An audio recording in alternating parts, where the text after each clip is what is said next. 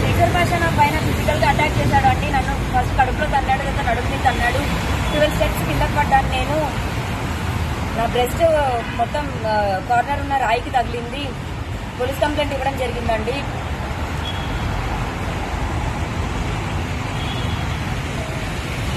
ఇంతవరకు మాటల్లో ఉన్న శేఖర్ భాష ఇప్పుడు నన్ను చంపేస్తానని ఈ అమ్మాయిని మాట్లాడుతున్నాడు.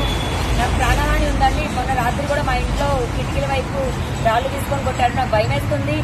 నాకు ఏం జరిగినా సరే శేఖర్ భాష మాత్రమే కారణం అవుతాడు. ఎంత పర్సనల్ గా తీసుకోకపోతే శేఖర్ భాష ఇన్వాల్వ్ అయ్యి మాట్లాడుతున్నాడు. మరి ఎన్ని డబ్బులు ముట్టాయో, మరి మగజాతి ఆనిముత్యం అంటున్నాడో అవేమి నమ్మొద్దండి. అండ్ ప్రీతి ఉదయ్ మాట్లాడుతున్న ఈ మాటలు ఇవి కూడా నిజం కాదు. నేను ప్రతిదీ నిరూపించుకుంటాను. ప్రీతి ఉదయ్ వాళ్ళకి నాకు డ్రగ్స్ దానికి అసలు ఏం సంబంధం లేదు. ఒక డ్రగ్ కేసు అన్నది ఇన్వాల్వ్ చేసి నన్ను ప్రిజన్ కి పంపించి దాని నుంచి నన్ను బయటికి రాకుండా పీడీ యాక్ట్ అన్న సెక్షన్ వేయించి నన్ను జైల్లో ఉంచాలన్నదే వాళ్ళ ప్లాన్.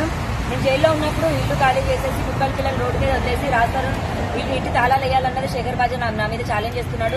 ఇందాక కూడా నన్ను తట్టున్నప్పుడు కూడా నీ అమ్మను జైలుకి వెళ్తావు, నీ అమ్మ నేను చంపి పడదొబ్బుతా అని మాట్లాడుతున్నాడండి. శేఖర్ భాష ఇంత ఇన్వాల్వ్ అయ్యి మాట్లాడడం కరెక్ట్ కాదు. నాకు ఏమున్నా సరే రాస్తారంతో చూసుకుంటాను. శేఖర్ భాషను దయచేసి ఎంకరేజ్ చేయొద్దండి. అతను అంత క్రిమినల్ మైండెడ్ గా మాట్లాడుతున్నాడు.